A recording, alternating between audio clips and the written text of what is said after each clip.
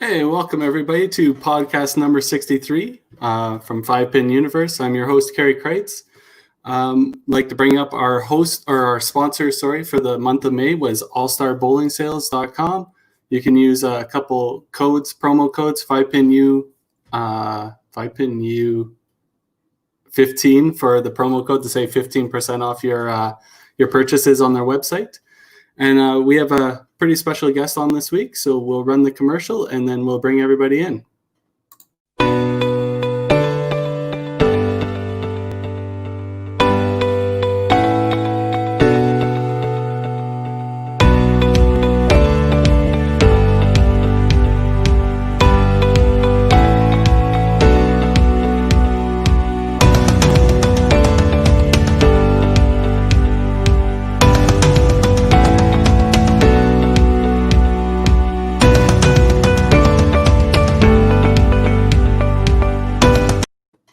Hey guys, we have the usuals, the Wiseman twins and Adam Weber. And just like to point out, the shirts they're wearing is from our sponsor, All Star Bowling Sales. We will be giving away 4 t-shirts to people in the chat for this episode. So we'll ask you a question partway through the podcast here. And if you give us the right answer, we'll put you in the draw and we'll draw at the end of the podcast here. So without further ado, our guest this week, I'm sure people have seen it on our social media pages, is a 2-time Double Crown winner and leader of the Saskatchewan Bowling School, one of the best bowling schools in Canada for sure, Mr. Tom Paterson. Howdy. Hello, Tom. Hi. So, Tom, thank you very much for joining us on this podcast. It's pretty crazy that we've reached 63 episodes and people are still listening. So we're bringing some good content. We mostly due to the guests we bring on, and we can't thank you enough for coming on. Well, you're welcome. My pleasure. I'm looking forward to this. It will be a memory that I will keep for as long as I'm breathing air. We laugh because I'm dying tomorrow. Me too. All right, Tom. So our first topic, we're sure everybody wants to talk about and hear you talk about. You're obviously a 3-time author of 3 published books. I know you're working on a 4th one as we speak. And you are running a prolific bowling school for 5-Pin Bowling in Saskatchewan for quite a few years. Would you like to just touch on the bowling school and how long it's been running and all the good stuff that's a part of it? Well, this would have been year 35, but thank you to COVID, we're not running this year. There's too many obstacles to try and maneuver around. So we're looking forward to doing it next year. But what we will do is get into the different smaller communities in the province and do some one-day school type bowling school things with the youth of their communities.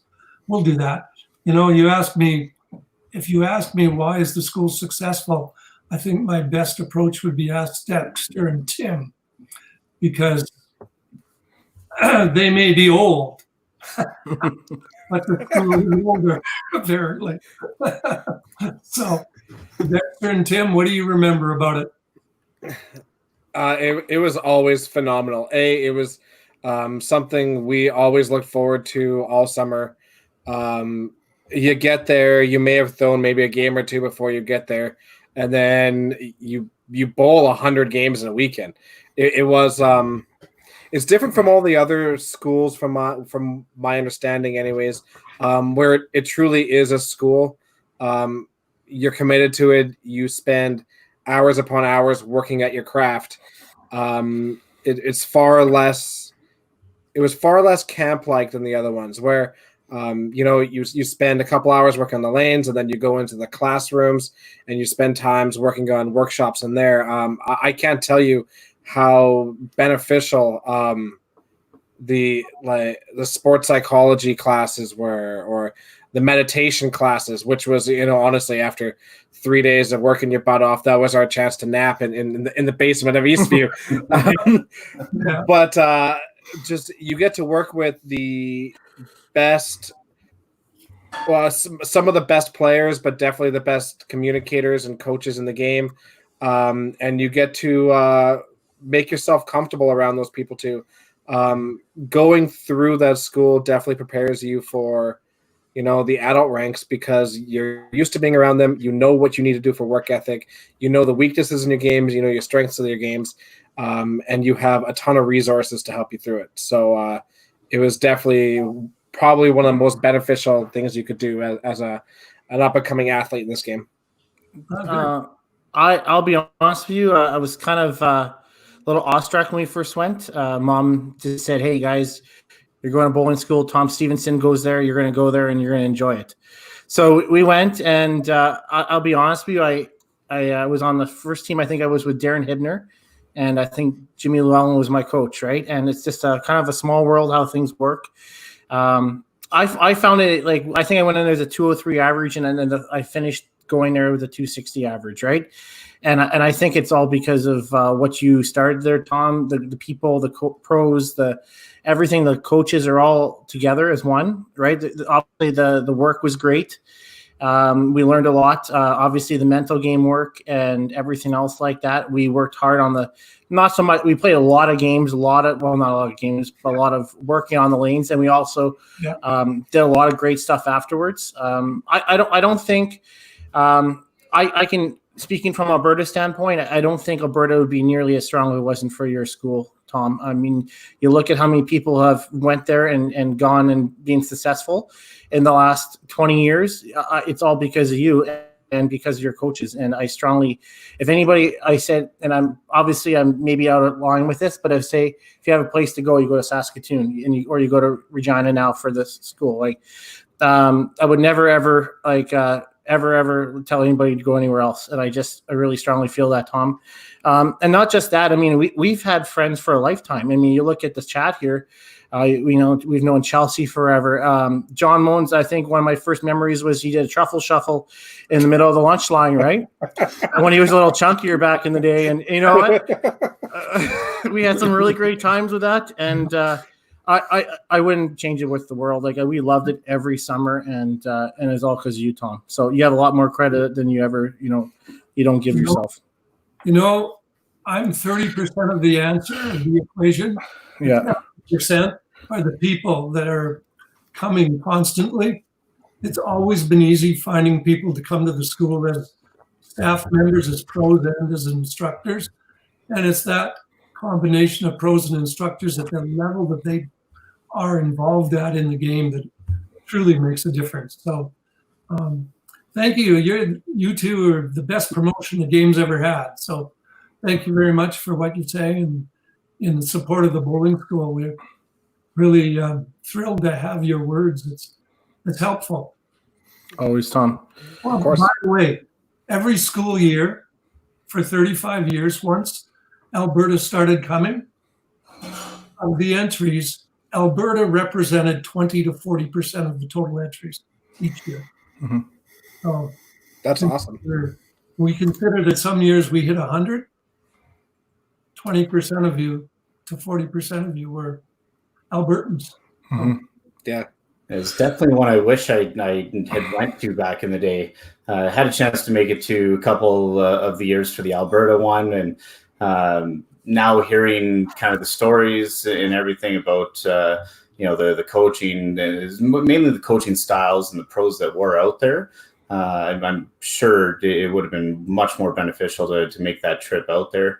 Nothing against the Alberta schools. Like they definitely did a lot of work there for the week, but definitely wish I had a chance to make it out there with you there, Tom. You know what, Adam, the Alberta school, or camp they call it, correct, for years focused on recreation, and then started to try and change and emulate more of what Saskatchewan did.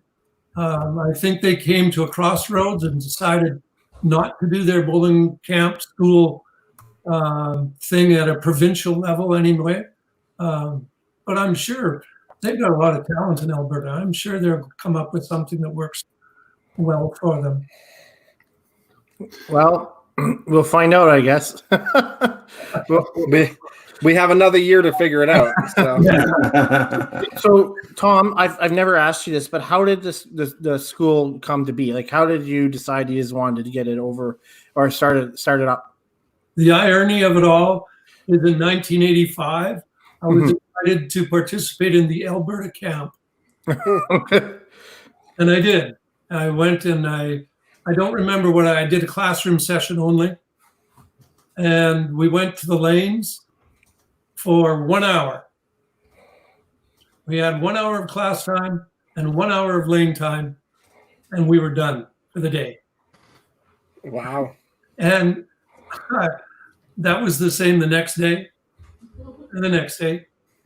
And so when I went home, it was a no-brainer for me to tell Al Hunter that I felt we could do this back home, but we must do it different. And we call it a school because that's what it is. Kids understand what school means. It means learning. It's a very implied message, but it's very obvious. And I think in part that's one big reason why we're successful, because we're there to promote the sport, but we're there to help people become better at what they like doing, right? So kind of an easy step to make. But it was really easy getting better than what Alberta had. Mm-hmm. Really easy, unfortunately. And yet Alberta, you can look at any Pro Tour tournament list and you can count needing both hands to find all the Alberta people in that top 10, top 20, always so many Alberta players.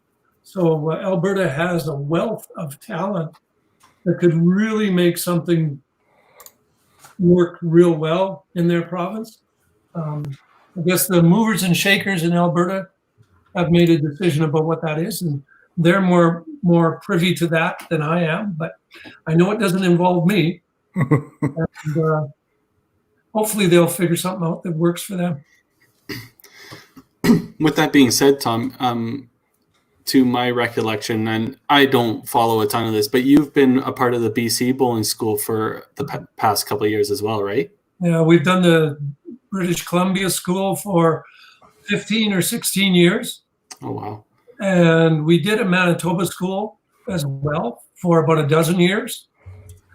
And now Manitoba has been attempting to resurrect their school again, which is really good. I think Lauren Sproul is one of the people active on that, and Jamie Newton.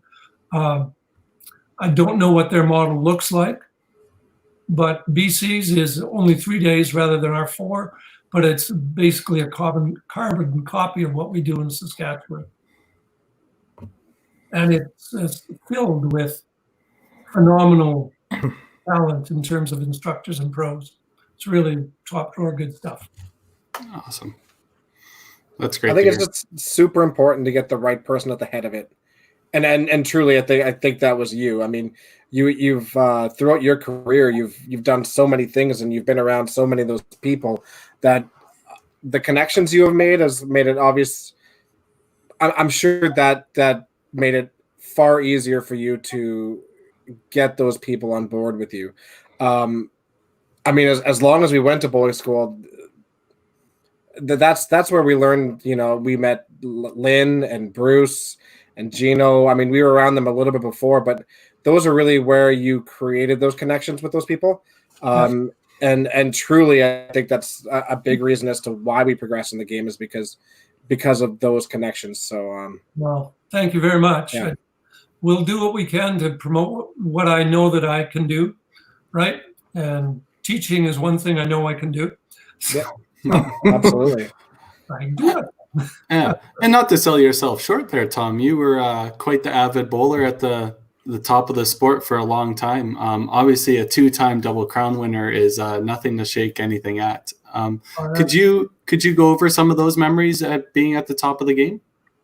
Well, I wasn't ever at the top of the game, ever. Adam has been at the top of the game, and Dexter and Tim have been at the top of the game. Okay. Convincingly so. I was never at the top of the game in the terms of the hierarchy of the who's who of the bowling crowd. However, I had the good fortune to be playing well on 5 different occasions. So that's not too many, is it? Really, when you think of it. I think on an earlier podcast you talked to Greg Giglia. He'd been to nationals 39 times. He's got 9 medals. I got 5. So That's an insane number, but 5 is nothing to shake a stick at. that's all right. That's more opportunities than a lot of guys have had too. So And anyway, so I've never believed that I'm one of the top or the best ever in my lifetime. I've just always just been focused on seeing how well I can execute my shot and how well I can go through all the preparation that I do for my game. And then I'm either pleased as punch about how it turned out, or I'm looking for ways to improve, really. There wasn't a championship I won that I was even in the remote sense thought that I was the best. That's great. No, not at all. But anyway, I did enjoy those challenges. They were really nice. None of them stood out more than the other, really. They were different examples. And sometimes I won because I played well, and sometimes I won in spite of myself. So that's all right. So Tom, if you look back on Double Crown winners alone, you're only one of 19 people in the history of bowling to do that. So I think you're a little bit humble for yourself, and I that's why we love you. But I still think you're one of the best of all time. So whether we can agree to disagree on it all we want. So, but I remember we used to watch one of the greatest moments of when I was your stories when we were in bowling school, right? And one of your stories, if you ever watch you live on TV on CBCs and TSNs, was how your mental prepared was, whether it was your headphones or you going hard when you're playing rock band or whatever in your head. No, but I think a lot of us can emulate or can contribute our mental game to you, right? So in those moments, was there something that you keyed on or helped you out when you won all those medals or those championships? You know what? I believe, and I guess essentially this is something I pass on when I'm working with people. Yeah. I believe the more you rehearse in your head what it feels like to be successful, the more closely you can align yourself to that experience when you're actually there. And that doesn't matter what it is. It could be the sense of accomplishment you got when you got your first 4-bagger or 5-bagger. All right? That sense of accomplishment that you got there is every bit as valid as any other accomplishment you have. And so if I've never been to a national championship or a provincial, but the best I've ever had is 3 strikes in a row, if I keep rehearsing in my mind's eye what that 3 strikes in a row felt like, how captivating it was and how it was so energizing for myself, right? Or for that individual, you keep playing that over and over in your head, you will come into your competition feeling more relaxed and more at home. You've narrowed the gap essentially from preparation to play, right? And of course, when it comes to playing at the elite level, the model you might use to keep replicating is of when you've been successful. And I would guess, I'll put it out there, I'm quite confident that it doesn't matter which one of the 3 of you, 4 of you actually, sorry, Karen. All 4 of you, Gary's done very well too. Slap me in the face next time you see me. We'll remind him later. No, that was great. Yeah, that's perfect. That's fair. That's fair.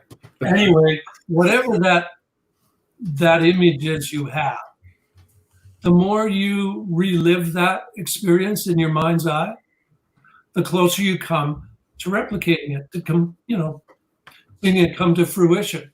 So it can become almost normal to feel that way if you keep playing it over in your head. And you don't have to be cocky or arrogant or anything like that. You don't have to feel invincible about it. It's just you reliving that successful experience, right? And if you do that, then a lot of the jitters that you may think you have because of an event falls to the side, because you've been spending all of this preparation, part of that preparation, in focusing on all the things you can control, right? Not one of those thoughts about how wonderful it felt or about things outside of your control. So the goal, and I believe Mr. Howell said that in his earlier podcast, the goal is always to be focused on the things you can control. Found it quite amazing listening to Mr. Howell when he is the ultimate score watcher. On the lane, you have tunnel vision essentially, right? Mm-hmm. And I know that is true of all people that believe they are score watchers. They've learned to be able to balance that, where once they get on the lane, it is just them, the ball, and the pins. But that's a more complicated process than practicing ignoring the score and ignoring the opposition, right? Keeping your mind focused within the things you can control. Knowing all the while, we're human and we get thoughts running through our head, but that doesn't mean we have to pay it any attention. We can just let those thoughts run through us without paying any attention, much like watching a river run and you have a little paper boat on it, maybe with each little hurdle or distraction, and you allow it to just float down the river and you just ignore it. If you feed something and give it attention, it sticks around. But if you just passively ignore it and let it go by, it's a natural thing. It's natural to be distracted. It's natural to feel nervous, right? So it makes no sense to fight that. Enjoy that and bring yourself back to focusing on the things that you can control. Mm-hmm. Yeah, for sure. I think I'll shut up now. No, that's awesome. Great. I don't know if you could see the live comments from Facebook right now, but everyone's quite happy with your response. It's a fantastic response. There was one specific question I do want to hit on here. Everybody's asking about your favorite memories of the bowling school and stuff like that, but we want to bring up a specific one from a past guest. It's Mr. Scotty Barber is asking about the song Pressure. It's one of his favorite memories when he went to bowling school as a kid. Do you want to delve a little bit deeper into this memory? Pressure. You know what? In 1983, when were you born, Kerry? 83. Yeah, there you go. I remember the last time I won a singles championship was in 2008. And 2 years later, I hung up my shoes. However, I remember sitting at that head table and not a single person at that head table other than the administrators were born when I won my first championship. I felt pretty old. I don't even remember your question. Oh, yeah, pressure. It's like, now you're showing your age. Anyway, in 1983, I was the first person to win a men's team and the singles crown at the same time. The only reason I was the first one is because it's the first year they allowed that to happen. And there's some years where they've allowed that to happen and other years when they haven't. So it's really not a big deal. But anyway, I was also the first person to ever go on national television with what was then called a Walkman, which is basically, listening to music. Mm-hmm. I was the first one to do that. I'd used music to help me focus. When I'm playing in a tournament, I know what it feels like in terms of my execution, what my execution feels like, right? As you all do as well. You know what it feels like to throw a well-thrown ball. So I have that feeling ingrained and running through my head. But sometimes I get a little distracted because I'm normal. Well, in some ways, normal anyway.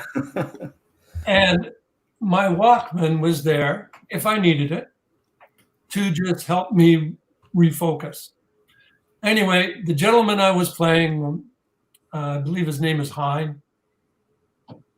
I started out with 2 head pins, and I put my Walkman set on, my headset on, and the song I was listening to was Pressure by Billy Joel.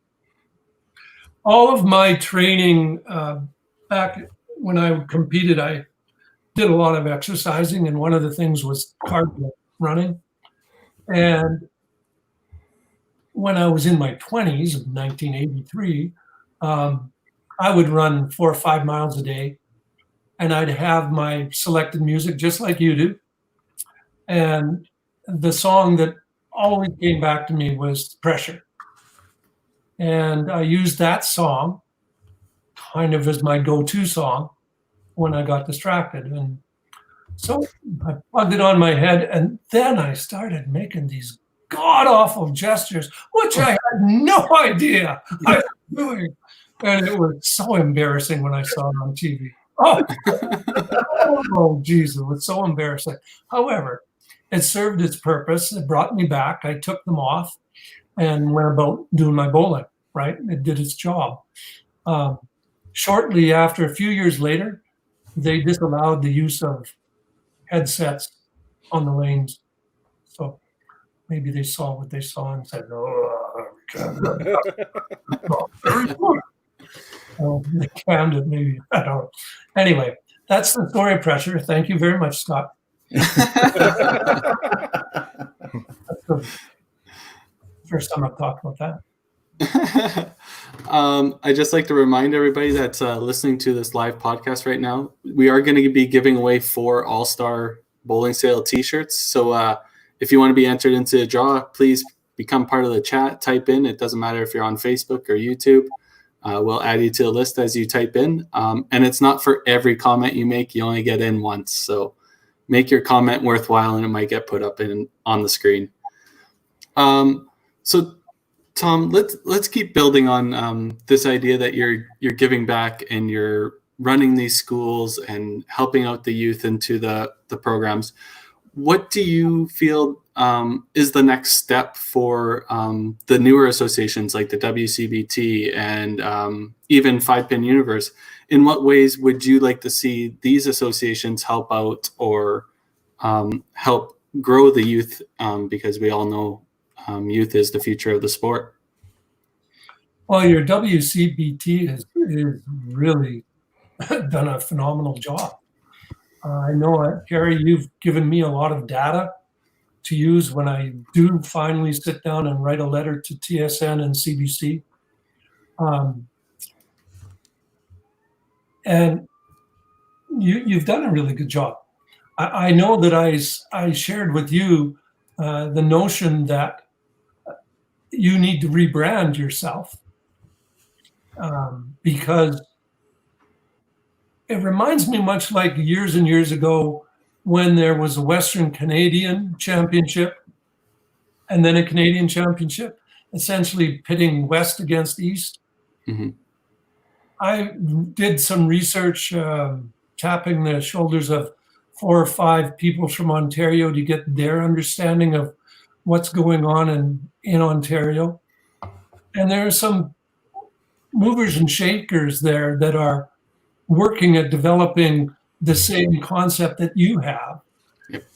However, your concept is more solid. It's got more stuff there. There's more of a gel to what you're offering here for the competitors. And that's why you draw as well as you do from Ontario. There's just a better package out west. If you're interested in a pro tour, and the competition that comes with it, the place to be is out west. And in particular, most often in Alberta, but Manitoba is going to get on board again, right? We've got Regina one still. So there's lots of opportunity, far more opportunity than what Ontario has. I believe it would be good to rebrand you with some, could be a neutral name, but something that people don't necessarily all make the assumption that this is just a Western Canadian thing, right? I think your place in the scheme of things is to continue developing the bowling that you've got. I listened to Adam's podcast. Adam, you talked about what the plan was going forward for this in 2019, basically, right? In September? Am I right, Adam? For my personal year plan? No, just in terms of the tour. Oh, yes. I believe Mark Johnson. Oh, okay. Sorry. Yes. Yeah. No worries. Right. And the package is really solid, right? There's a lot of work that goes into making that work. And I think you're just really on the right track. Carrie, all the podcasts you have, I have no idea what the viewership is for your podcasts, but every time I go on, there's a list of other players wanting to tune in and listen in, right? That says volumes to the initiative that you're taking. So I believe your generation, Carrie, and the people that are here with us tonight as well, they're really the flag bearers for what lies ahead. I do have a concern in terms of the coaching end of things. And that is that I've written about it in my book. It's a kind of a sneak preview, I guess. Exclusives. Yeah. It's controversial, though. That's what we're all about. That's what we're all about. It's all good. Yeah, because I believe when they essentially wanted to redo the level 1 and level 2 and make community coach an intro to competition, I don't clearly remember all the motivation behind that. I believe it was to make a better package. In some respects, there's things in those packages that were not in the previous packages in terms of coaching certification and that sort of stuff. However, I believe it's fallen short on the actual on-lane training for coaches, the detection and correction stuff. And the other thing that I feel is really shooting people in the foot here in terms of people that take the programs and want to become coaches is the notion that they can become a community coach and then 6 months later, they can take the intro to competition. And then they can walk away feeling that I know everything now. Because ultimately that's as far as it goes in the national game, right? Yeah. We don't have a tier 3. And I'm not suggesting we need a tier 3. I suggest what we need is to assure that the people that take the community coach program, they spend 5 years working the craft, honing their skills as an instructor, right? And then go into the intro to competition. Because when you go into the intro to competition after 5 years of experience instructing and coaching, not just as a player, but instructing. Part of why coaching is devalued is because the elite athletes out there, not enough of them are out there coaching. They're just bowling on the tour is a selfish pursuit, you know? To give back to the game, to the youth, to other recreational level players is important. Anyway, I believe this coaching program they have, you get too quick onto going into the intro to comp without the stuff you can learn through sheer experience, right? if the athletes that are on Pro Tour and choose to go and get their certification, ultimately they may get chosen to coach. They may, but only if they don't make a team. So the chances of them becoming a coach are probably pretty slim. If they don't get involved in actually coaching, then the surveys such as the coaching survey that I did in April, which had 198 participants, which I believe on a national level is tremendous. Yeah. Because it was right across the province. Every province was involved, some more than others, but that's irregardless of anything. 198 responses. The clear reality from that survey, there were lots of clear realities from that survey, but one of them that really stings is that they devalue the role of the coach. I believe they devalue the role of the coach because they're not involved in being a coach enough to understand the intricacies. I believe that for instance, the age group that was 35 to 44 years of age, which, gentlemen, you probably all fall into now or very soon. How old are you, Tim? Tim, how old are you, Tim? 32. All right. Hey, Dexter, how old are you? I'm also 32. Adam, how old are you? I turn 40 next month. All right. Wow. Barry? Wow. Yeah, 37. I'm in that group. So I believe those people that are in that age range, right? It's kind of like the prime of their career. If you look at all the national champions that we've had, the vast majority of national champions in singles and national champions or Pro Tour champions, right, top fours, a lot of those people are 35 to 44. They're getting back selfish reward. Good. I don't begrudge that at all. However, as long as they're not involved in coaching, then what can they say about the value of coaching? Their experiences said, geez, you know, I'm 35, I'm 44. I've won 9 nationals. I'm two-time Canadian singles champion already. I've won 4 cash events, whatever, right? I'm making 10 grand a year easily off of my bowling.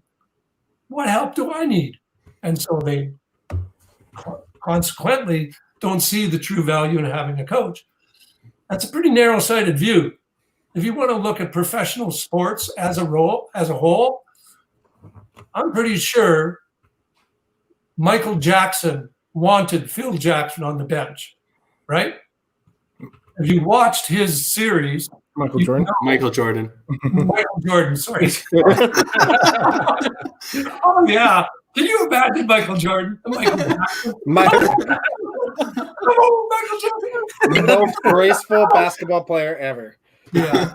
Michael Jackson, the greatest basketball player ever. Yeah. That white glove. Anyway, Michael Jordan, right? One of the best, if not the best basketball player ever. He wanted Phil Jackson on his bench. And when that didn't happen, he was an unhappy camper. He knew the value of having Phil Jackson there. If you look at golf, all the professionals that are out there, they all have sports psychologists and coaches with them. The people that are truly professional in their sport, they understand the value of coaches and they embrace that. Mm-hmm. Five pin is like curling. Curling, their prize fund is no different than 5-pin. And in fact, on an individual basis, if you take the prize fund for curling's, it's always divided by 4 or 5 people. It works out to being the same as what the tour is. Mm-hmm. Yeah. Anyway, my point, we need everybody to be involved in coaching, to value the coaching so that we can understand the dynamics of what coaches can bring to the table. Mm-hmm. Yeah. One of the problems, to go back, okay, one of the problems is the advancement in the coaching is too quick. It's ridiculous. I do both of these programs. I've only failed one person, but I will fail people if if they don't know their stuff, right? And a big part of you knowing your stuff is how you communicate with people and knowing the game. Yeah. So in my book, I've listed a number of ways that a coach can go about improving their knowledge, right? But ultimately, we need everybody on board. We need more of that 35 to 44 age group on board. However, of that age group, they did not value anything very highly, which kind of struck me rather humorous, because in the classroom setting, the grade 7s and 8s, they don't value much highly either. Anyway, I have all the respect in the world for the talent that it takes to be good at the game and to play at a consistent level. And I have all the respect in the world for the coaches that want to get out and have an opportunity. But first, we have to get them to understand they need to get the basics, the training and the expertise. And it doesn't come just from taking a course and then taking another one 6 months later and thinking they should be able to coach a Tim or a Dexter or a Carrie or an Adam or a Gino, right? It just not something that should be happening. They need to build up their expertise. I think I should shut up on that topic for now. No, that's great information. Like I kind of wanted you to expand on like the WCBT portion a little bit. Obviously, coaching's not such a huge part of that. We were talking about this, I think, the last podcast or even the podcast before, of coaches standing behind these pro players and maybe being an influence on it. But the WCBT has expanded on providing pro clinics or mentorship clinics to help with the youth programs and stuff like that. So I think we're trying to give a little bit back that way because, like you said, Tom, a lot of the pro players are selfish. They're there for the money. But it is nice to give back and hopefully help out some of these. And one way of doing that would be simply having a pro-am at each tournament. Can you imagine the influence that can have on you? Just being a gentleman, the women and the gentlemen that go and play in these tournaments now, I'm not sure what the percentage is, but the vast majority of them appear to be well-dressed and wearing style bowling shirts. Am I right? Yeah. It's becoming more and more, I would say, I don't know, maybe not on the qualifying, but on the Sunday, 80% of the players are wearing tour shirts. They're trying to look nice. They're not playing in wife beat or shorts or in shorts, not basketball shorts, I guess I should say. If you have a bunch of young people that have an opportunity on a Friday to come and have the experience of bowling with you, just bowling with you. That does the very same thing that Dexter and Tim talked about, coming to the bowling school and getting to know Gino and Bruce and Lynn better, right? Does the very same thing. And that means the chances of them wanting to follow you again. I remember as a kid following the elite of our game in Saskatoon as a 10-year-old.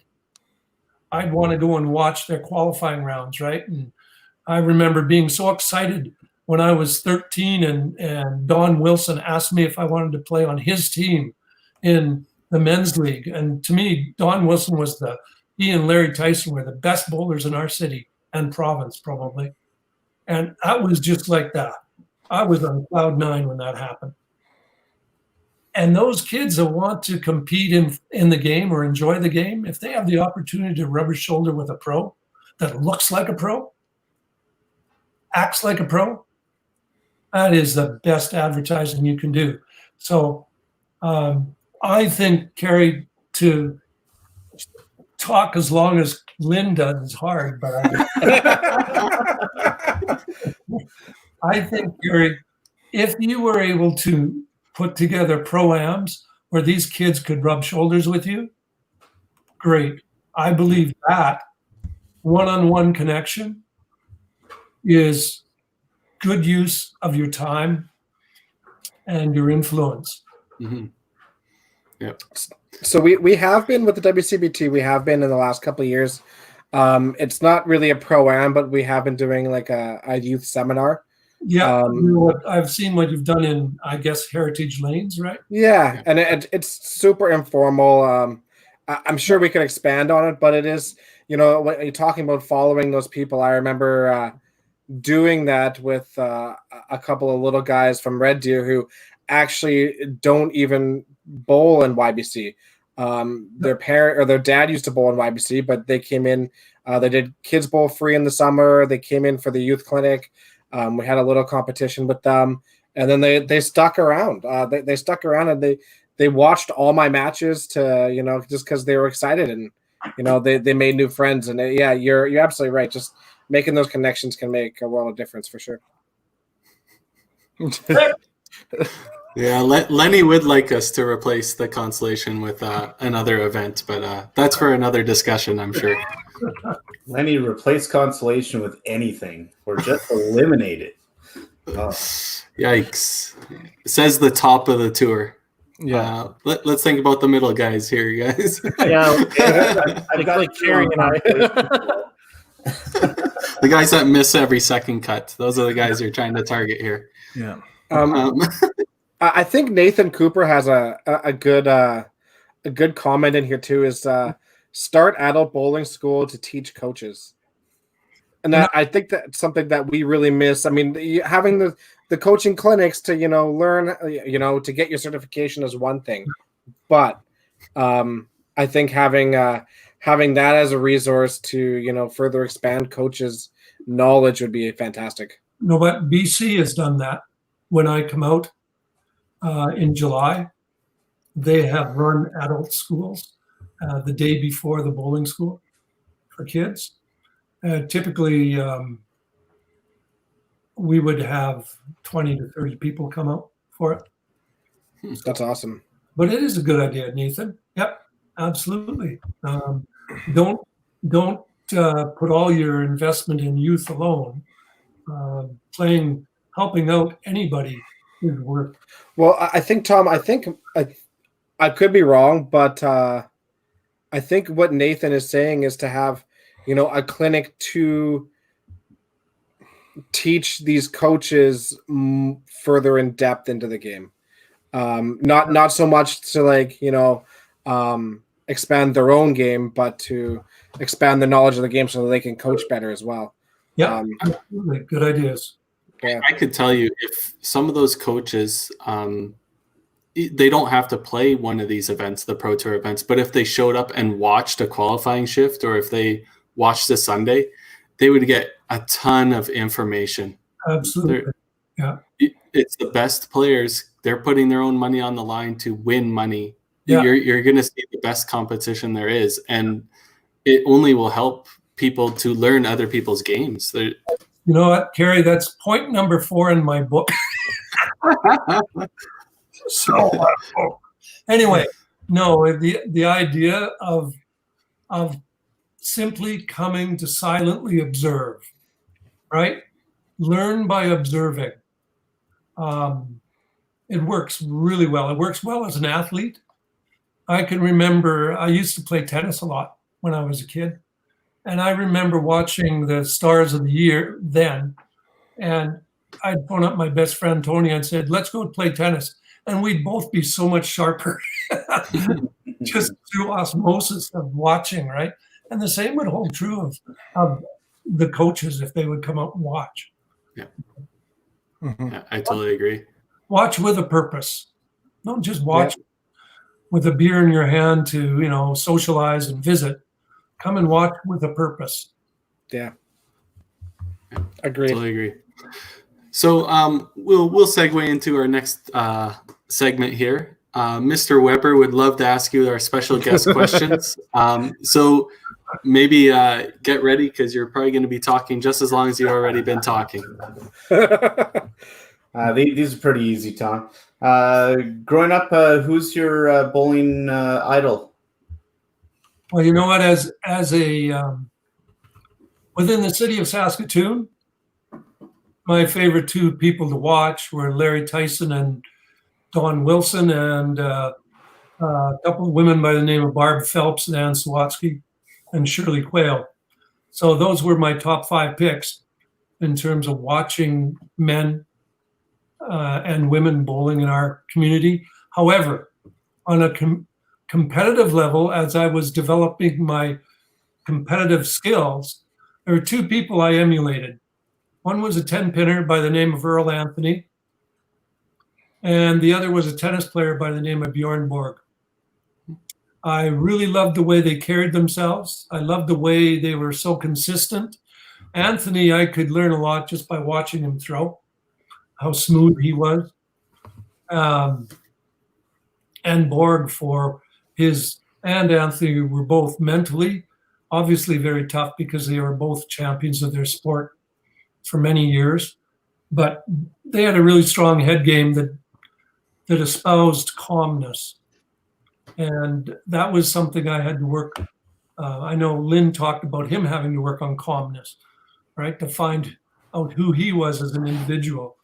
But that was something that was really important for me to try and corral all my little demons that I had and try and find a way of making more productive use of them. So. Certainly makes the top athletes is being able to find that calmness. Yeah, absolutely. Yeah. And you can find it without having to be already a champion. You don't have to do it through experience only.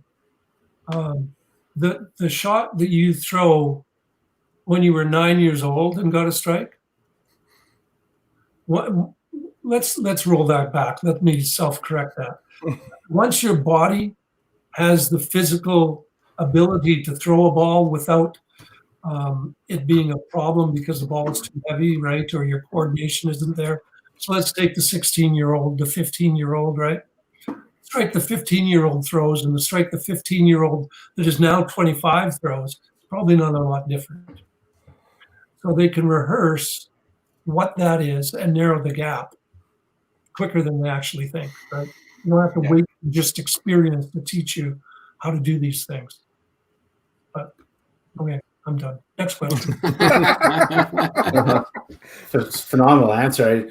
I think we're all just kind of in tune just listening because your answers are incredible, Tom. When you're playing at probably your peak, did you have a favorite event? No. All events? Yeah, it didn't matter.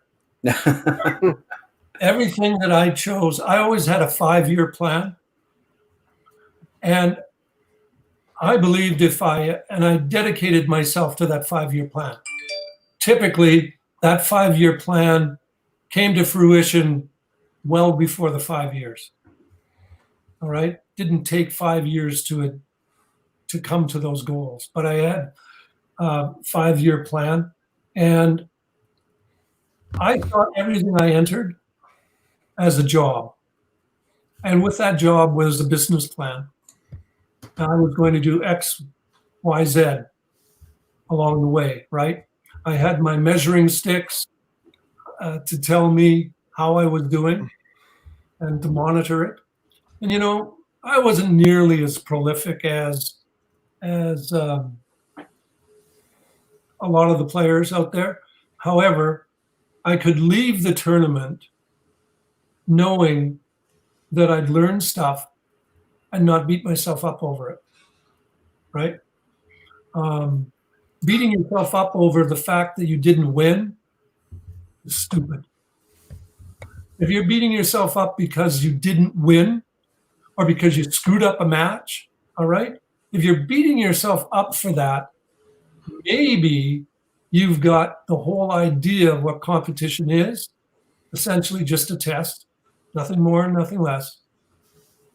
Maybe you've got that out of perspective somehow. And when we do get things out of perspective, gentlemen, I believe there's some real basic reasons. One, it's either, and this comes from a guy by the name of William Glasser, who wrote Choice Theory, which is really old textbook stuff that classroom teachers learned about in the 80s. But essentially, power, love and belonging, which is about fitting in, fun, which is fairly straightforward for us. Fun is also enjoyment, the enjoyment of the challenge, and autonomy, having choice, right? So when you're beating yourself up, I believe it would be a good lesson to look at what is the motivation behind that? Where is your motive? And I believe that it'll be connected to one of those 4 areas, and you simply got it out of perspective. It's just simply a test. You can't see it as a pass or fail, right? If you see it as a pass or fail, you're going to come back next year wanting it more. But if you start off weak, you're going to beat yourself up some more. If you start out well, good, it's going to go, right? But it's like score watchers who tell me they like to watch the score because they love the pressure. Yeah, okay. Make it more complicated for yourself. That's a good idea. Make it more complicated for yourself. I'm pretty sure you had no interest at all in competing and winning. So by all means, make it more complicated. Watch the score and really get into it and figure out the difference, okay? Because that's going to help you so much. God. Anyway. How do you feel? Yeah. Your job is to focus on the things within your control. Part of your business plan. And every time you think of any successful moment you've had and make a list of the things you remember of them, I'm willing to wager that the vast majority of things you put on that list are things within your control. And therefore, I rest my case. That's where your mind should be. So if you're berating yourself because of what you've done, I'm saying be rated, not being disappointed. Sure, be disappointed. You know, you didn't play at the level you wanted to. You lost. Maybe you lost because you threw poorly. Maybe you lost because Adam threw a 800 double at you. I don't know. But the reality is, if you beat yourself up for it, it's probably because you had it out of perspective. You weren't focusing on your business plan, the things within your control. Okay, I'm shutting up again. Tom, so I do want to interject here because I'm going to get beat up by the comments here later because I was telling Lynn all last week to keep the story short and we weren't supposed to pump his tires too much, and here we've been pumping your tires the whole time. You didn't quite answer the question, what is your favorite tournament? But none is fine. Yeah. None is fine. And we'll move on to the next question. Favorite tournament. I've never had a favorite tournament. I will say this. I played in more Masters than Open because I could not afford to do both. And because as a teacher, it was easier to compete in a Masters than it was in an Open. Because of the date. Time-wise? The dates. Because provincial Opens were always going to be me having to take time off. So if you do the math, back then, it would cost me about $1,000 to play in the Open above and beyond the entry fees, right? Because I would lose wages as well. And so it ultimately became that the cheaper of the two were always the Masters. So I occasionally went in the Open.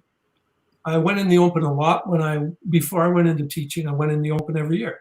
But once I found teaching, then it was really just a requirement. Do you have a favorite memory? Maybe that'll narrow it down for us. I have a lot of memories. That's good. That's good for your age. I have the memory of '83 winning. I have a memory of 85 winning the I have a memory in I think it was 78. I played Wayne Davies in the final in the Masters singles. And he beat me convincingly. But going in, I knew he was going to beat me. So obviously I lost. I have a memory There's somebody at your door here, Tom. Oh. You got a note. Yeah.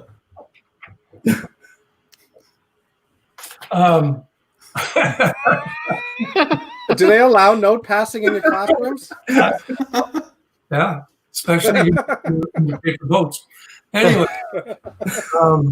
I have a memory of 83 with my Walkman more than anything, and I'm embarrassed about it. I have a memory of winning 85 master singles and having to beat Don Betts on my way up the ladder. I have no idea what the score was, but I remember I had to beat him. And apparently, he's a pretty good bowler. I have a memory of 2001 winning the Masters again in my hometown, and I won in spite of myself that year because I didn't play that. I played well in the qualifying, but I didn't win. I won. I won in 2001, but with low scores.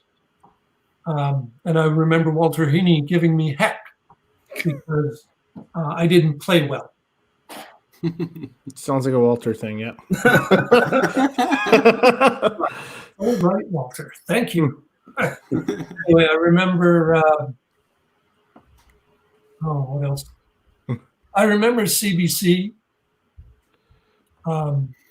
playing in '84.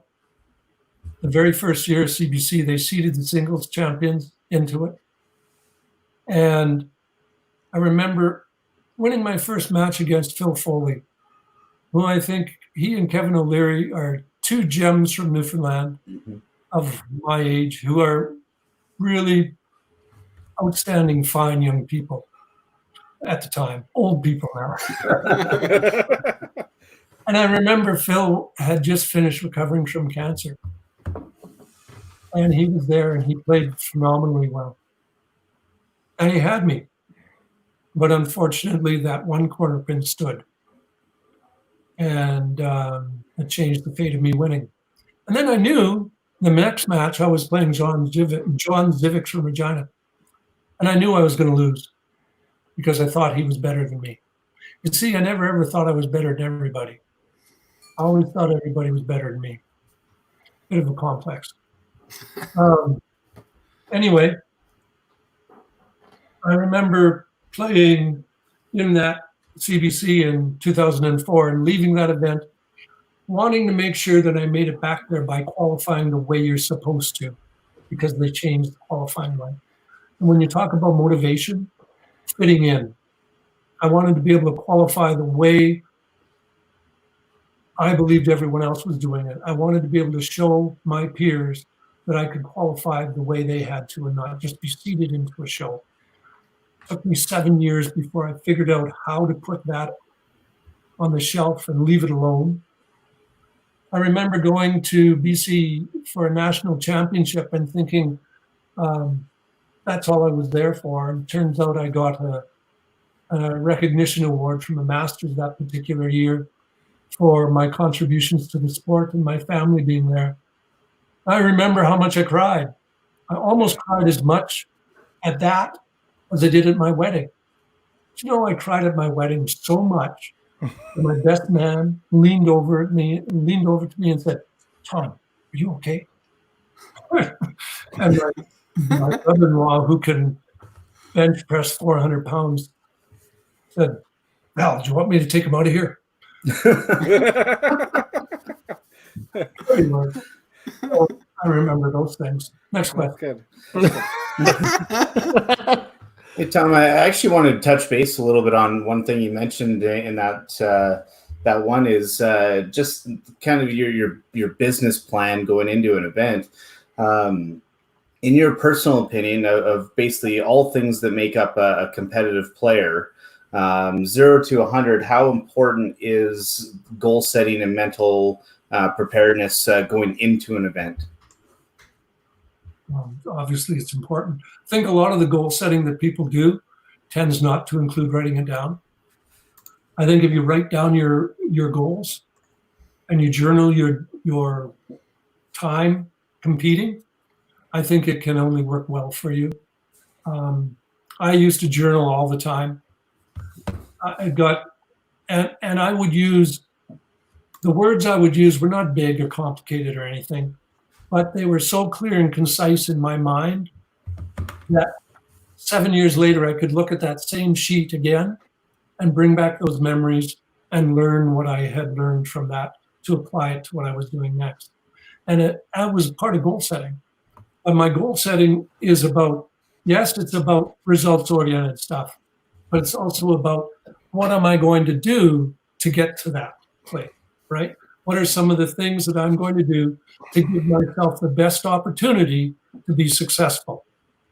And there's far more of those process or performance-like goals that I had in my practice sessions as much as anything else, right? We do not have to dwell on the fact that we want to win something. That's just a given. If you've entered an event, you want to win. So, end of story. Focus on find the things you can control, right? So my business plan, yes, goal setting, but the goals are about process, right? It's about the how-to stuff. It's about the feeling of being in control, the feeling of ignoring your score, ignoring your opposition, the feeling of being in control and being able to bowl your best. And what that feeling, I think, is the first thing I said on the show, right? Carrying that image in your head of what that feels like. You said some other part to that question. I can't remember what it was. So. Well, no, just wondering if you could put a percentage of how important that is in the overall scheme. I'm sure a number of us have always heard, as you get a bit older and you're starting to play, it's 80% mental and 20% physical, or once you get to elite status, it's 90-10 type thing, right? But nobody really truly understands what that means. Well, I think your motivation is more important than your goal. You can have 100 goals, but if you're not motivated for them, you're not going to be successful. The psychology of goal setting is recognizing the power of your motivation, your desire, your drive, right? If you have a passion for what you're doing, you will put in the time to gain that. Unless, now I say that, understanding that the game of 5-pin is pretty simple. When you compare it to other sports, 5-pin is pretty simple. It's not a complicated game. And rare are the people that don't have to put much time in. If you do research and reading in terms of something called the 10,000 hour rule, which is basically you getting to the peak of your skill set, we all get there. My understanding from doing the math, that works out to you putting in, on average, 2.9 hours a week practicing. A day, or 19 hours a week for 10 years. So in a 10-year time, when you say that you have put in 19 hours a week on average, I did the math for myself, and right around age 28 to 35, I put in easily that amount of time practicing. And you can count in league play, but it is the time you're on the lane. And the time you're on the lane is not 2 hours. Your league is 2 hours, but you're actually on the lane maybe half of that, right? Or maybe not even that. Yeah. So I did the math for myself to figure out, well, where was I on that? And somewhere between 28 and 32, I put in my 10 grand. That's incredible. And that really equated to probably my peak in terms of the championships I won in singles and on the tour, the events. I won the Heritage Classic before it was called the Heritage Classic. Anyway, or the Kelowna Ogopogo, which the great tournament that Ken Norris won. Ken Norris used to do so well at that tournament. Anyway. We do have a question here from the chat. So Nathan Cooper chime in again. A lot of new bowlers, specifically youth, seem to throw the ball a lot harder now because of the strings. Fire bowlers versus finesse. Who, in your opinion, is more successful? Well, I don't know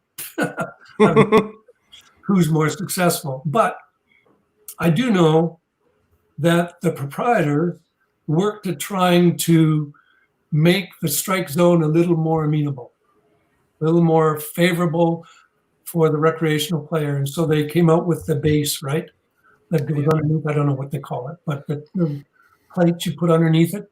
And I think it did a lot for helping the recreational level player get more strikes. I think it also obviously rubbed off on the experts in the game as well. So the technology of whether you have 17-inch, what are they, 17-inch? 17 centers, yeah. Yeah, whether you bring the back stop up closer, etc. I'm not in favor of bringing the backstop up. Why do you need kickbacks? Exactly. If you got a corner pin, pick the corner pin. Yeah. Come on. It's along the way of development. The bowlers that are in the 200 to 240 range, if they choose to start practicing or paying more attention, being more productive about how they use their time, there's going to be a period of frustration for them because they're going to recognize they're hitting the middle more, but they're also getting head pins more. Yep. Right? There's a trade-off. However, if you're putting in your time productively and practicing, you're getting your spares more frequently than you were before, and you're getting higher counts on hitting the middle more often. So there is payoff, but those that are in the 200 to 240 range, they tend sometimes to get distracted by the fact that I'm punching. What's wrong with my game? I'm punching. I'm punching because you're on the middle. Except none of them say, "What's wrong with my game?" Yeah. It's like, "What's wrong with your house?" Yeah. I used to go to bowling centers. I still do. And I might get kicked by some of my comrades in Saskatoon, but I'll go to the bowling center and see these people complain, "Oh, that was a good ball." No, it wasn't. I'm sorry. You had no follow through. You rushed. The first ball you got out 12 inches, the second ball you got out 5 inches, and you rushed each time. And you fell over sideways and you ran away from the pin, the foul line without holding a follow through. No, you did not throw a good ball. No, you got 4 pins over. Congratulations, you lucky duck. Now, but anyway, I would go into at the time the bowling pin house, and I would watch. I averaged 302 in that center. I didn't average 302 in that center because I was good. I averaged 302 in that center because it didn't matter where you hit it. You were going to knock over at least 4 pins. You know, it was just ridiculously easy. There was a center in Moose Jaw that was even easier for many years, and there were records with Moose Jaw bowler names on them that will rarely be broken if they are broken. Because it's huge. Yeah, it's just crazy, right? So I believe in promoting the sport and improving aspects of the game, but not at the detriment of taking away the challenge, right? I think the idea of putting a bottom on the pin helped the recreational bowler, and it didn't cause any spread between the elite bowlers and the people that go on the tour. Okay. Interesting fact on the tour, guys. I have only done this with the Regina's tournament, but the more qualifying shifts you have, the more likelihood that the people are going to qualify are going to be top level players, right?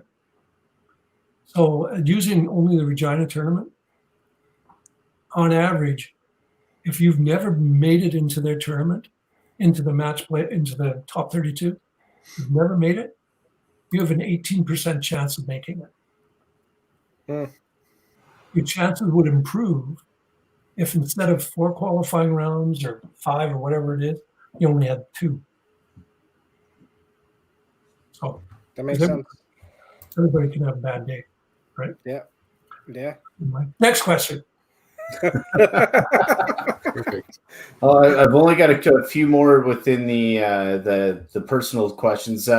One, when you were back in your prime, was there a challenge match that or a person that you would have really liked to have played that maybe you didn't get a chance to? No, it's somebody mentioned. I can't remember who on the podcast. Somebody mentioned wanting to play Stan Black. Okay. I got a kick out of playing a guy from Winnipeg by the name of Bob King. Bob King was a phenomenal talent, very good talent, right? But he was known apparently for head games. And I got a kick out of he and Stan Black because I would goof off with them, right? I'd tell Stan Black, I'd go over to Stan Black and talk about Fred, my bowling ball with him, right? Just for kicks. Bob King, he is such an incredible bowler, but he would do things I would notice watching that subtly he was trying to distract people. And I thought, that's funny. That is just funny because, you're so talented. Anyway, so I remember those two people having played them and having a chuckle inside myself seeing it, but I would never take away their credentials as a player. They were very good, very talented players in their home areas. And Stan Black was a unique character, right, as well. But talented person, right? Doug Mosdell, just such a talented person. You asked, what was the question? If there was one player that you would like to have a challenge match with that you didn't have a chance. Past or present, doesn't matter. I would like to have played Frank Levine. Yeah. I bowled in tournaments with him in the 70s. Holy mackerel, am I old? For 85, I look pretty good though. Anyway, that wasn't my 3 facelifts, but I would like to have played Frank Levine. Watching Frank Levine was like watching a machine. I was nowhere ever in my career, ever, even during my practice sessions when I could feel just so totally engrossed by my practice. I don't think there was ever more than a short slice of time where I would have been in the Frank Levine level of play. He was phenomenal. People will sometimes take a cut at him because he didn't play well in all bowling centers. Well, not everybody does. Yeah. He was still one of the most phenomenal players out there. Played well in the Autumn Open. Mm-hmm. I think he struggled more often when he came to the Rose Bowl at Bonnie Anyway, Frank. No, good choice. All right, I got 2 more. And this, I think I'm going to put it out there to the crowd at some point too. But what's a obscure or kind of unique personal achievement that most may not know about you?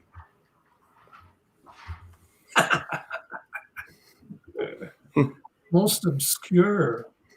Well, the most obscure fact that most of the viewing audience and all of your friends don't know is that when I was 20, I was a real jerk. I was a class bum. I was horrible. I was the king of jerks. I did things that were horrible. I should have been kicked out of tournaments many times. Many times I should have. As a YBC bowler, I bowled only in singles. All my YBC career that I can recall, YBC started when I was 9 in Canada. And in all my YBC, I only played singles. And I always made it to provincial and I never made it to a national. Didn't always make it to provincial, but I was always in singles. And I did some very horrendous things towards my competitors. that I should have been kicked out of. I did horrendous things in league play in YBC league. Oh, goodness, should have been kicked out. Sometimes I got a lecture, but I was back out there again. I think that's really good for people to know, though. I mean, it's shown obviously like your own personal growth throughout your life, and here you are going from like this person that you're describing when you were 20 to becoming one of probably the most influential person in a lot of our bowling careers, just with what you've done for the game and giving back in that aspect. So I think that's a great thing for you to share. Thanks. Thanks. I had a lot of issues back then. Tom, I earned those issues. Tom, what made you change, Tom? Like, what was there a specific reason why you changed, or a moment that made you want to change? You know what? I started doing something that in 1978, I started doing for-profit clinics, for-profit instruction. Al Hunter, again. Probably my second dad, really. My dad died when I was 13. And he said, 1978, he said, Tom, I need you to do two things, or I want you to do two things. One, I want you to write a book. So by 1980, Technique Bowling came out. And two, I want you to start doing instructing, but I want you to be paid for it. So I became the first professional instructor, basically, someone getting paid. And that's the way it's always been maintained ever since. I don't instruct without payment, or it's rare without. I believe in the professionalism of coaching. It also creates accountability as well. Yes, it does. And I believe when I did my clinics, they got like the bowling school, they got a pre and a post assessment, written copy, a videotape as well. And anyway, in 1980, I published the book, and I was now touring the province doing these clinics. And a very good friend of mine at the time, Greg Cook, Yorkton Bowl Arena, he had me come out and do a clinic with some of his recreational bowlers because he couldn't get any of his better bowlers to come and play because of my reputation. Gentlemen, my reputation was horrible. You can ask some of the older bowlers from Regina, and they'll say, "Oh, absolutely horrible." It's just really bizarre. Anyway, he said, "You're not going to get the respect of your peers until you change." And you know what? Everything I'd done on the lane, all the idiotic, stupid things I did to get into your head and mix you up and give myself an advantage and literally prevent you from getting a ball down the lane sometimes when you wanted to, were well within my control. When Greg made that plea to me, I stopped. Almost on a dime. Almost on a dime, those behaviors went away. Sometimes they would trickle back, but then I would curb them right away. Because to me, what was far more important was the helping I could do. I really, truly loved helping people. And if my behaviors were going to get in the way of that, then I needed to change. So, he was one of my best friends. I haven't seen him in decades. Anyway, I'll shut up. Major kudos for that. That's incredible. And I'd say last but probably the most important, at this point of your career, you've seen pretty much everything and you're involved in so much. What does the sport need to take the next step? What can we help with? What can the general 5-pin public help with? Well, you know what? I don't think they're giant steps. I don't think we can take a giant step. I think it would be a good idea, and maybe your committee has done this already, sat down and written down goals about things you'd like to tackle and improve on, right? Add on in your promotion. And much like the bowling school, it's baby steps, right?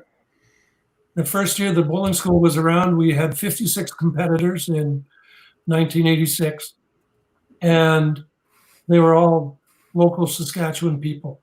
It took 8 years before we had anybody from Alberta, I think, 7 or 8, something like that, before we started getting any influx of people from outside of our province. And it's all about baby steps, right? But have a big plan, have that 5-year plan, and sort out the things you can do, the business plan you can do to chisel away at what they are. But don't make it things that I tell you to do. Make it the list that you think you should do, because that'll be the list that you're motivated to do.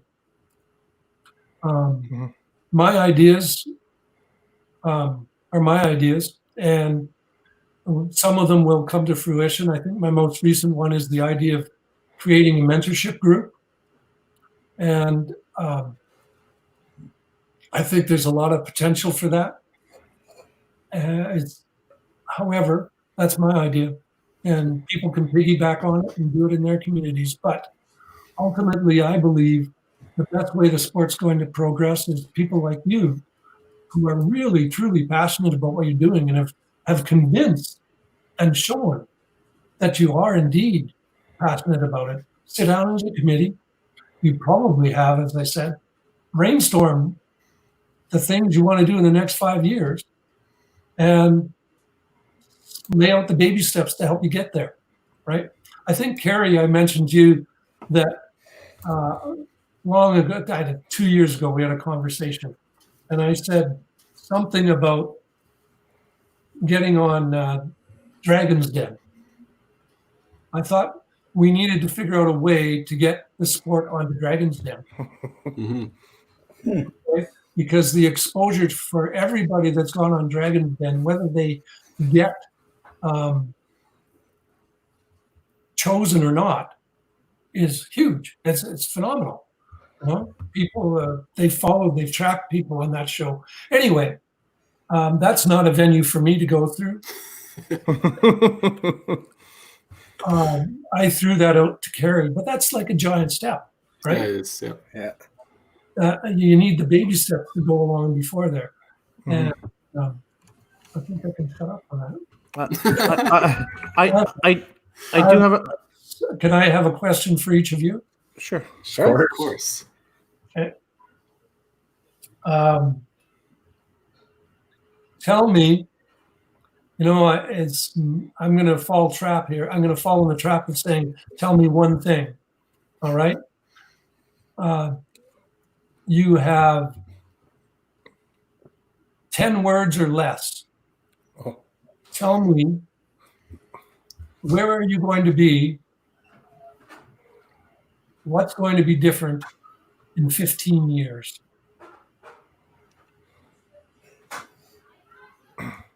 I can do it. I can do it in one word: retired. So does that mean you're going to be out of bowling? I would hope to be still involved. Okay. So 15 years from now, Adam, when you're done bowling, what will you be doing with bowling? I think that path will be very much determined by my son's soccer. Whether my involvement is based on bowling or soccer or both, etc. I still put myself out there more on the adult side for mentoring than the youth. I would like to get back into the youth side, but just time commitments right now is very, very difficult. But I'd like to still be involved. Being a family is busy, right? Yeah, very. And so it should be. Tim. Okay, so where am I going to be in El Presidente? Where am I going to be in 15 years, or where like bowling is going to be in 15 years? Where you? What's your part going to be in that 15 years? In that 15 years, what's your? Well, first of all, we should have had the 10-word rule for Tom a long time ago.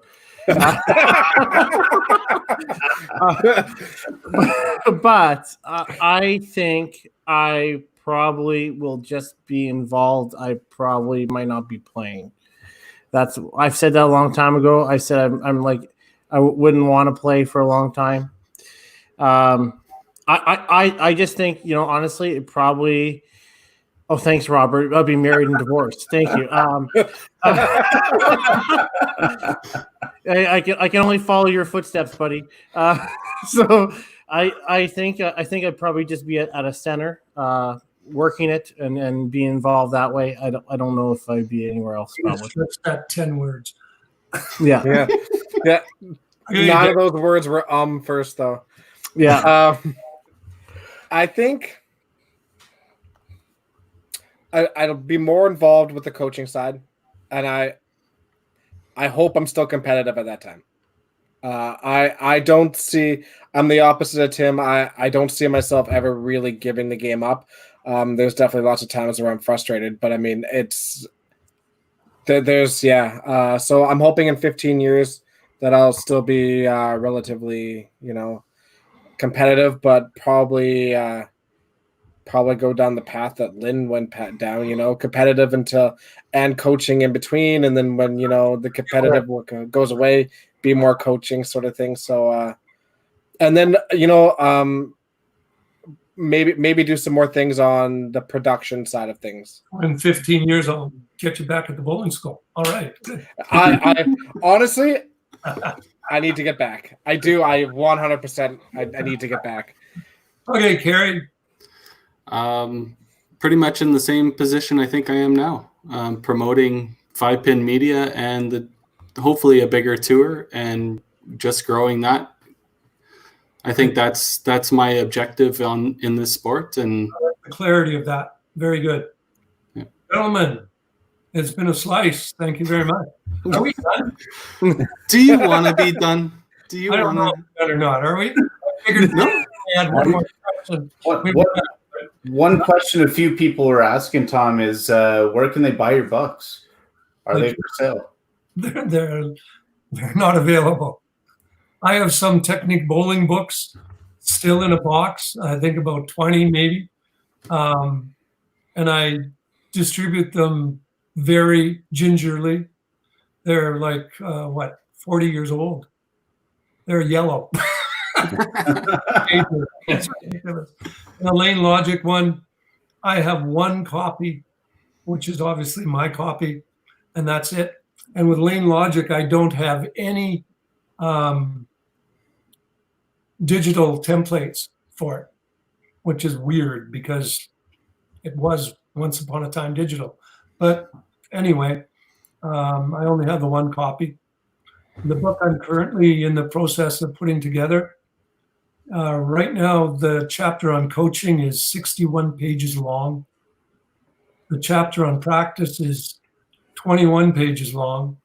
The chapter on the psychology of goals and motivation is 20-some pages long.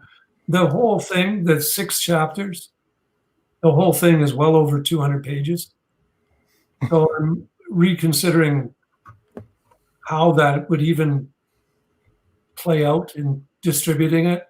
Maybe it's going to be better to distribute it chapter by chapter instead of as one massive book, because the cost of printing a 200-page book would be crazy, right? Anyway, I have no idea why I said that. No, that's a good strategy.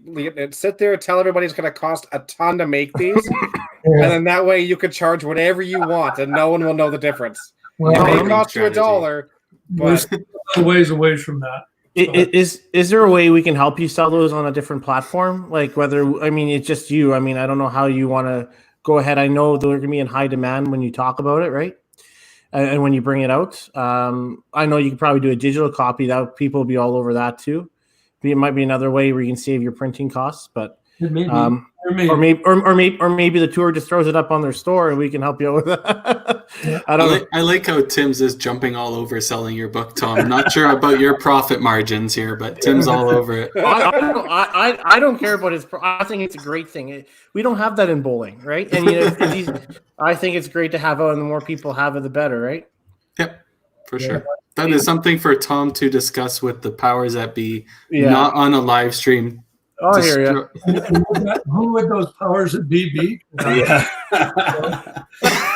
Anyway, I'm a little ways away from being at the print stage. I've got 2 chapters that I think are ready to go for that out of the 6. And I'm starting to re-edit the one on stress management, which is 30 or 40 pages long right now. And I'm actually reconsidering just doing a rewrite of it. So we'll see. Cool. You have to really make sure that you're not too wordy, that you just get to the point, right? That's right. What you need to do. But I use a lot of storytelling in my book. In each chapter, there's a lot of storytelling that goes on. So consequently, it gets wordy, but it gets the point across, right? It drives the point across. One of the older books I like to read and reference is a book called Encouraging the Heart. A lot of the books that I read are business management books and teamwork books and that sort of thing. And they have a lot of wisdom that can be imparted in athletics as well as in just personal lifestyle, right? Anyway. Yeah. Again, I have no idea why I said all that. Looking forward to the release. Yes. Thank you. Before we let you go here, Tom, we do have some commitments to follow up here with. We did promise 4 T-shirts for distribution to the people in the chat here. So we'll just get Dexter to roll through that, and we can find out who the winners are. All right. Is it up there? I can add it. Oh, there you go. Okay, here we go. Minimum 5 on the dice rolls. 5 it is. Top 4 carry, or are we going to do this 4 times? No, let's just do top 4. All right, here we go. So these were all the people I caught commenting. Gino popped up just a minute late. All right, final round. He doesn't need one. Let's see our top 4. Scott Barber, Rhonda Shawn, Rodney Nitz, and Raymond Marco. Congratulations. Awesome. Can you copy those 4 names and send them to me in private chat there? Sure, I guess I could do that for you. Perfect. Carrie, how big are the shirts? Do they fit Scott? It might cost Shelby a little extra in shipping. But... I have a question. Carrie, yes, of course. What do you do to make a living, Carrie? Me, I work at an accounting firm. Okay, so you're an accountant by profession. Mm-hmm. Adam, what do you do? Inside sales, oil and gas.